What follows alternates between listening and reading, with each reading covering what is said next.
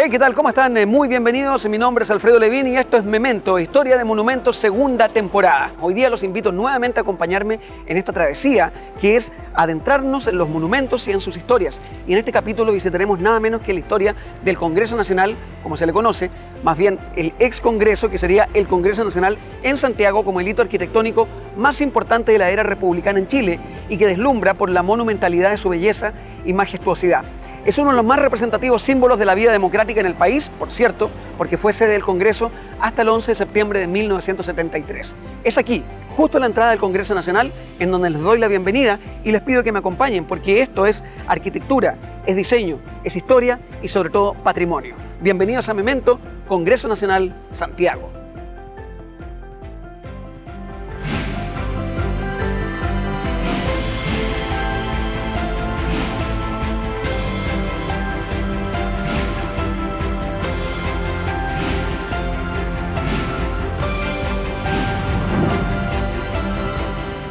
Levanta hoy día el Congreso Nacional de Santiago le pertenecían a los jesuitas y la construcción de la sede del Congreso en rigor inició en 1857, pero resultó dañada en 1863 por el gran incendio de la iglesia de la Compañía de Jesús. De hecho, en la mitad del jardín tenemos el recordatorio monumental en esta estatua enorme que da cuenta de lo terrible y lo trágico que fue para el pueblo de Santiago este devastador incendio. Finalmente fue inaugurado en 1876, en su primera etapa, tras un largo proceso de construcción y arquitectura, en donde participaron franceses como Claude Brunet y también chilenos como Manuel Aldunate. El nuevo edificio, el definitivo, como el que ves a mis espaldas, fue inaugurado en 1901 y constituye una de las primeras obras de arquitectura civil fiscal hecha de hormigón armado en Chile. Ahora, la estructura fundamentalmente es ladrillos con cimientos de piedra canteada y también destaca en su interior hermosos parquets y también escaleras de mármol monumentales. Sus hermosos jardines, en los que me encuentro ahora, nos transportan a un Santiago de principios de siglo que vive y convive con el Santiago del siglo XXI. Síganme y lo vamos a conocer. El Congreso Nacional y sus 205 años de historia nos demuestran la relevancia que ha tenido en la vida política e institucional de nuestro país.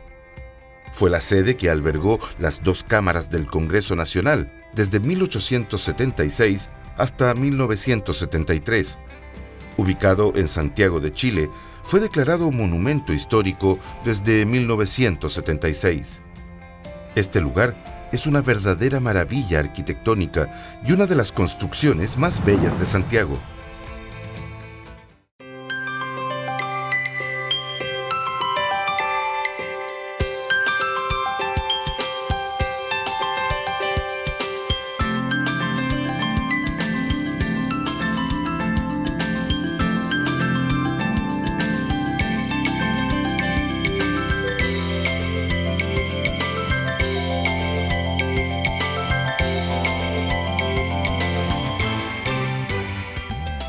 Bueno, hay gente que dice que la magnificencia de esto tiene todo que ver también con el lugar y lo que representa. En el fondo estamos todos invitados a ser parte del lugar en donde se toman las decisiones con respecto al porvenir del gobierno y también cosas que hagan sentir al pueblo parte de esto. En el interior del Congreso Nacional de Santiago, en tanto esta estructura, no me queda más que pensar en mucho del parecido al Teatro Municipal. Adornan las fotografías que nos miran desde la pared, nuestra historia de los presidentes de Chile, otra de las salas donde se sesiona, donde probablemente se hacen estos subcomités de algún asunto que tenga que ver con la administración de nuestro país. Ahí está Allende, entre comillas, tan importante porque significa un quiebre importante del Congreso Nacional de Santiago como lo conocemos y el comienzo de esta época llamada transición en la cual el Congreso Nacional también ha tomado tantas decisiones como para finalizar de una vez este periodo histórico y entrar en otro que ya no nos recuerde que estamos transitando de algo que en algún momento significó un quiebre en la institucionalidad y algo que recuperamos en la década del 90.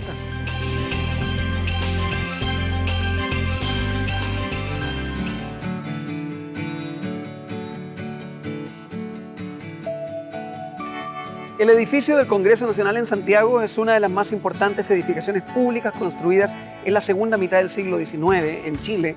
Y para entender un poco también lo que habíamos hablado de estructura formal, arquitectónica, que tiene que ver con el neoclásico francés, y para contarnos más detalles en tanto a la historia, Carlos Rodríguez Ormazábal, arquitecto que restauró el Congreso, nos va a guiar y contar sobre el Congreso Nacional en Santiago. Carlos, muchísimas gracias por tu tiempo. Encantado. Y queríamos partir justamente por la importancia del sector en que nos encontramos en tanto a el tema de la historia y la arquitectura.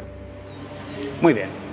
Es difícil entender la arquitectura sin comprender la historia, Por cierto. sin situarse en ese periodo histórico. Como dijo el famoso y gran arquitecto alemán Mies van der Rohe, la arquitectura es el reflejo de los pensamientos de una época reflejados en espacio y en materia.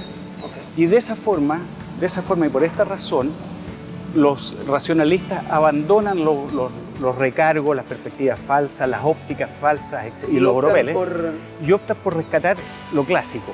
Lo clásico, Grecia, Roma, algo de Egipto incluso, y optan por las columnas corintias como estas, etc. Cada rincón del edificio tiene sus maravillas en tanto a arquitectura, y me pregunto en el fondo cuáles serían las que a ti más te sorprenden dentro de todo esto.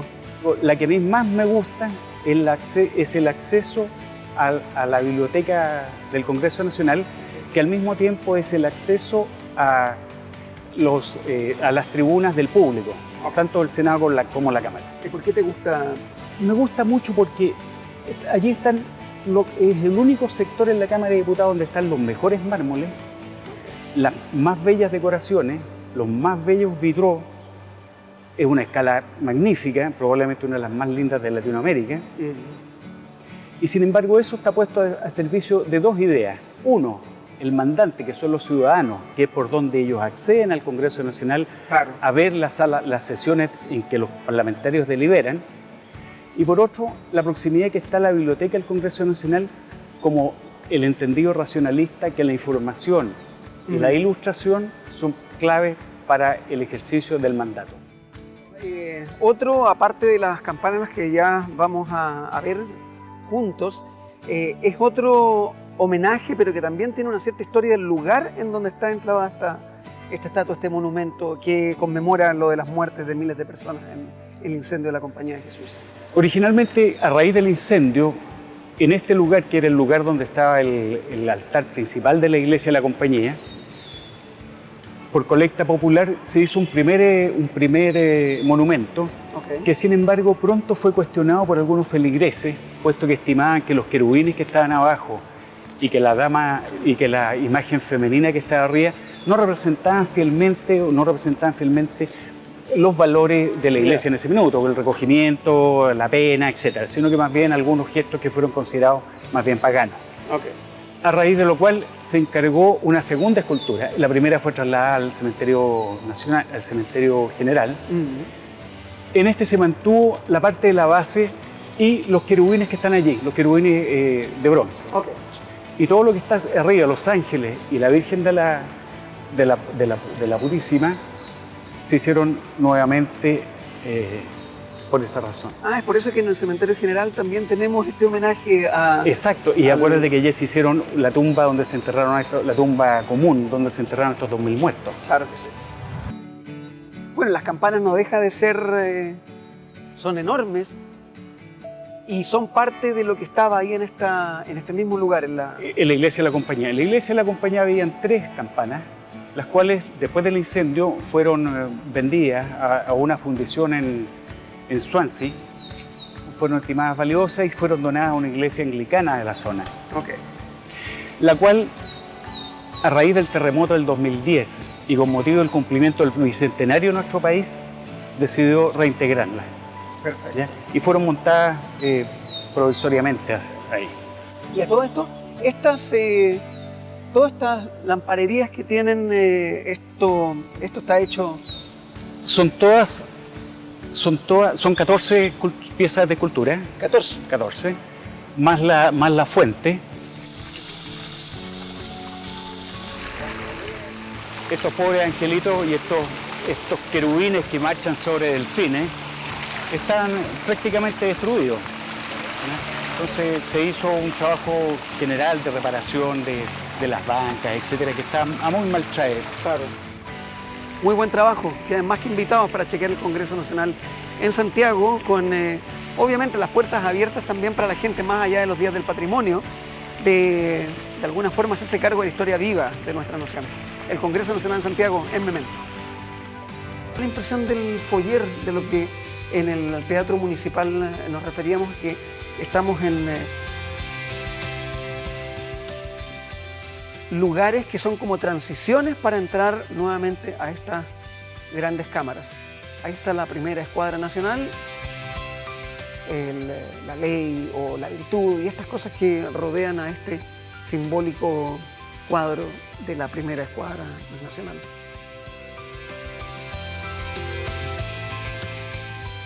De la sala de sesiones nos comunicamos y en tanto fíjense cómo entre la luz artificial a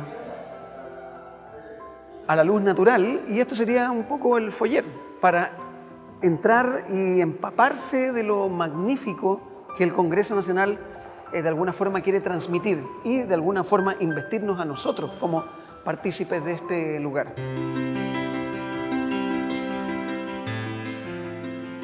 Para hablarnos más sobre la historia del Congreso Nacional en Santiago nos encontramos con un entendido, Mario Ruiz, encargado de protocolo del Senado, quien se refiere más en detalle, uno, al lugar en el que nos encontramos. Mario, muchísimas gracias por tu tiempo, bienvenido a Memento. Este lugar parece como el más magnífico. Este lugar es el salón más solemne que tenemos en el Congreso Nacional. Es un salón que, por su naturaleza, se realizaban todos los cambios de mando presidenciales hasta el año 1973. Okay. El último presidente en realizar un cambio de mando fue Salvador Allende, ¿ya? Que lo hizo en este salón.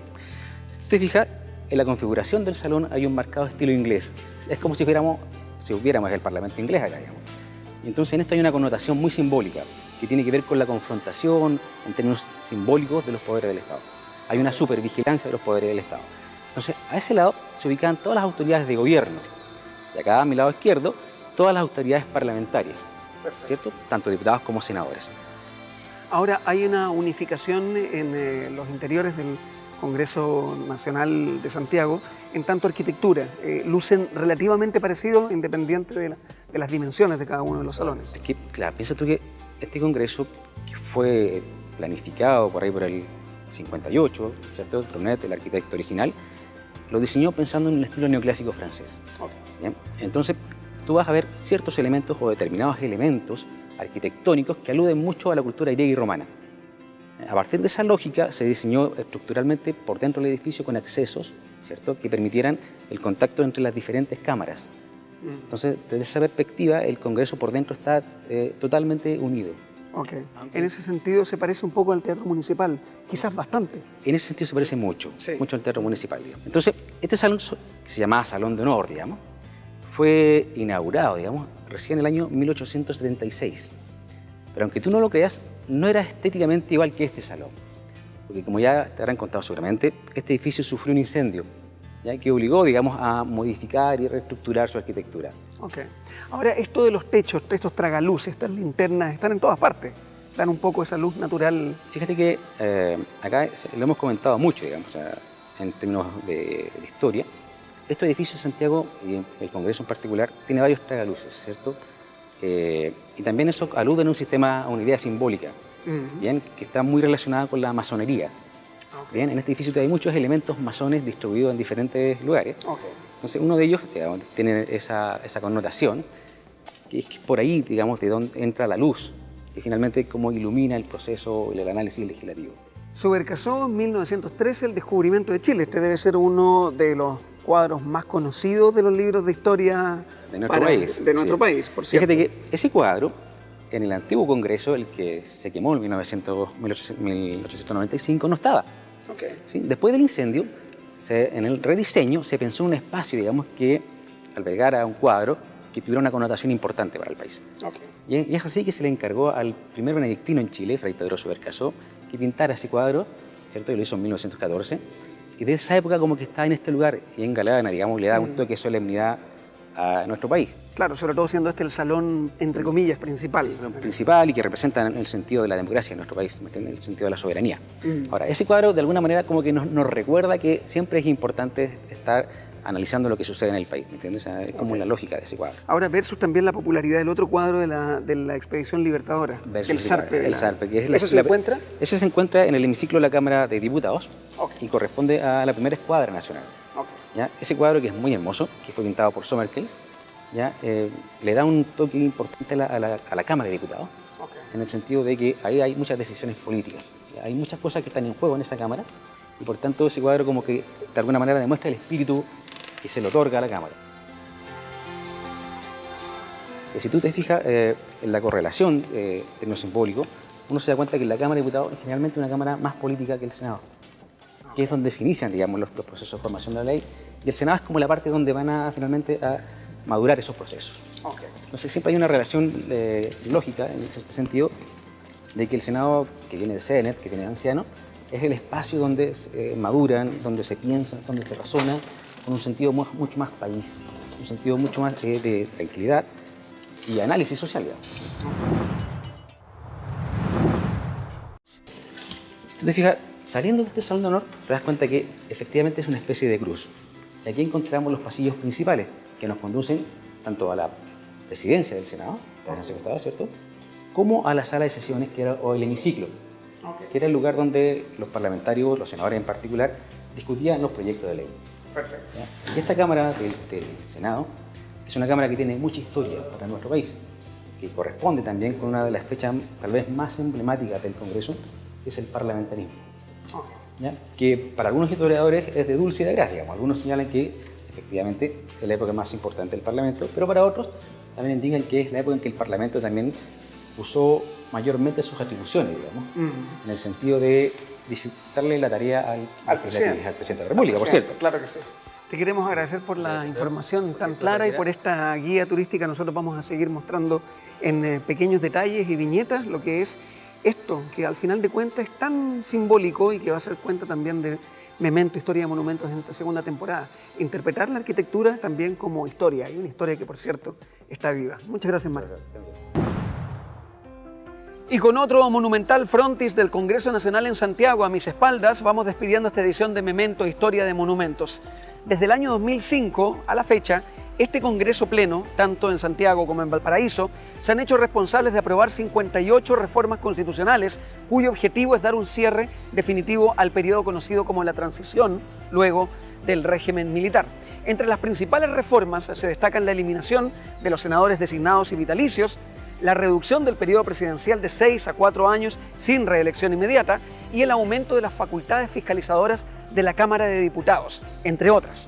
Esto fue declarado Monumento Nacional en 1976. Y haciendo un poco de historia, o mucho de ella, me despido desde el Congreso Nacional en Santiago. Mi nombre es Alfredo Levín y los invito al próximo capítulo de Memento, Historia de Monumentos, segunda temporada. ¡Chao! ¡Hasta la próxima!